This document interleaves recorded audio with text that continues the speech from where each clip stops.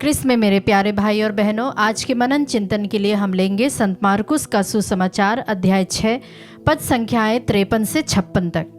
समुद्र के उस पार गनेसरेत पहुंचकर उन्होंने नाव किनारे लगा दी। ज्यों ही वे भूमि पर उतरे, लोगों ने ईसा को पहचान लिया और वे उस सारे प्रदेश से दौड़ते हुए आए। जहाँ कहीं ईसा का पता चलता था, वहाँ वे चारपाइयों पर पड़े रोगियों को उनके पास ले आते थे। गांव, नगर या बस्ती, जहाँ कहीं भी ईसा आते थे, वहाँ लोग रोगियों को चौकों पर रखकर अनुनय विनय करते थे कि वे उन्हें अपने कपड़े का पल्ला भर छूने दे। जितनों ने उनका स्पर्श किया, वे सब के सब अच्छे हो गए।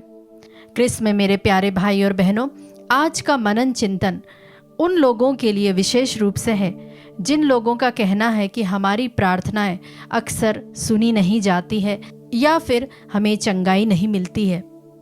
प्यारे विश्वासियों, जब हम आज के सुसमाचार को पढ़ते हैं तो उस समय हमें पता चलता है कि प्रभु हर किसी को, जो कोई भी उनका पल्ला भर छूता था, उन सबों को प्रभु चंगाई प्रदान करते हैं। ऐसे कई अवसर आते हैं जहां पर प्रभु ने लोगों को यूं ही उनके कपड़े भर छूने से चंगाई प्रदान की, और ऐसे भी अवसर आए हैं जब उन्होंने सबों को चंगाई प्रदान नहीं की। मैं आप लोगों को बाइबल में से ही कुछ ऐसे उदाहरण लाना चाहती हूँ।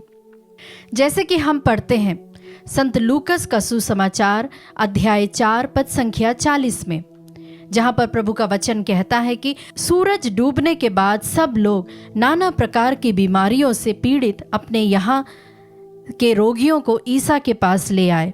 ईसा एक एक पर हाथ रख कर उन्हें चंगा करते थे।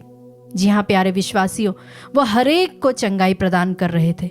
और वहीं हम संत लूकस का सुसमाचार अध्याय 6 पद संख्या 19 में पढ़ते हैं, जहाँ पर प्रभु पहाड़ पर उपदेश दे रहे थे और उस समय लोग उनके पास आते हैं। तब प्रभु का वचन क्या कहता है?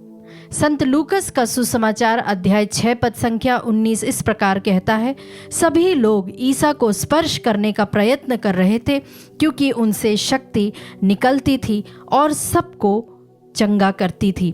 प्यारे विश्वासियों, वही हम ऐसे भी अवसर पाते हैं जहाँ पर प्रभु ने सबों को चंगाई प्रदान नहीं की या फिर उन्होंने कई चमत्कार नहीं किए। जिस तरह से संत मत्ती का सुसमाचार अध्याय 13 पद संख्या 58 कहता है, लोगों के अविश्वास के कारण उन्होंने वहाँ बहुत कम चमत्कार दिखाए। जी हाँ प्यारे विश्वासियों, वहीं हम ऐसे भी उदाहरण देखते हैं जहाँ पर प्रभु ने कुछ लोगों को ही चुना था जिन्हें वे चाहते थे कि चंगे हो। हम पढ़ते हैं संत यूहन्ना के सुसमाचार अध्याय 5 पद संख्या 1 से 15 के बीच में, जहाँ पर एक लंगड़ा व्यक्ति जो कि बेतसैदा पूल के पास बैठा हुआ था, उसे प्रभु चंगाई प्रदान करते हैं। अगर चाहे तो प्रभु और भी अन्य दूसरे रोगी व्यक्ति वहीं पे बैठे हुए थे, पर प्रभु ने उन्हें नहीं चुना और ना ही प्रभु ने उन्हें चंगाई प्रदान की। क्रिस्त में मेरे प्यारे विश्वासियों, मेरा कहने का तात्पर्य यह है कि प्रभु अगर किसी को चंगाई प्रदान करते हैं तो उसके पीछे प्रभु का अपना एक मकसद होता है, प्रभु की अपनी एक मर्जी होती, इच्छा होती है। जी हाँ मेरे प्यारे विश्वासियों, प्रभु का इन सभी लोगों को, जो भी हमने सुसमाचार में पढ़ा है, प्रभु का उसके पीछे एक मकसद था, एक उद्देश्य था। वह था कि लोगों को बताना कि वे एक मसीहा थे, वे वही व्यक्ति थे जिन्हें पिता ने इस संसार में भेजा है ताकि वे लोगों का उद्धार कर पाए। प्यारे विश्वासियों, जब आपकी प्रार्थनाएं नहीं सुनी जाती, जब आपको ऐसा लगता है कि आप चंगे नहीं हुए, तो आप परेशान ना हो। क्या आपको लगता है जो लोग भी चंगे हुए हैं वे लोग क्या फिर से बीमार नहीं होते? जरूर होते हैं, वे फिर से बीमार पड़ते हैं। एक बहुत ही सटीक उदाहरण है लाजरुस का। लाजरुस जो कि 4 दिनों तक कब्र में था, जिसका शरीर गल चुका था और उसमें से बदबू आती थी, प्रभु ने उसे फिर से जीवित किया। तो क्या लाजरुस फिर से मरा नहीं? वह फिर से मरा, लेकिन प्रभु ने कहा, मैं पुनरुत्थान और जीवन हूँ, और जो कोई मुझ में विश्वास करेगा वह अनंत जीवन प्राप्त करेगा। प्यारे विश्वासियों, प्रभु हमारी शारीरिक ज़रूरतों से भी ज़्यादा हमारी आध्यात्मिक ज़रूरतों का भी ध्यान रखता है। वह हमारी आत्माओं को बचाना चाहता है। शरीर तो कुछ समय के लिए है, परंतु आत्मा तो हमेशा के लिए, अनंत काल के लिए है। जिस तरह से प्रभु ने संत यूहन्ना के सुसमाचार अध्याय 11 पद संख्या 25 में कहा कि क्या तुम विश्वास करते हो, वह आज हमसे पूछता है, क्या हम विश्वास करते हैं? जी हाँ विश्वासियों, अगर हम विश्वास के पैमाने पर खरे उतरते हैं तो हमें सब प्रकार की चंगाइयों से भी बढ़कर हमें वरदान मिला है।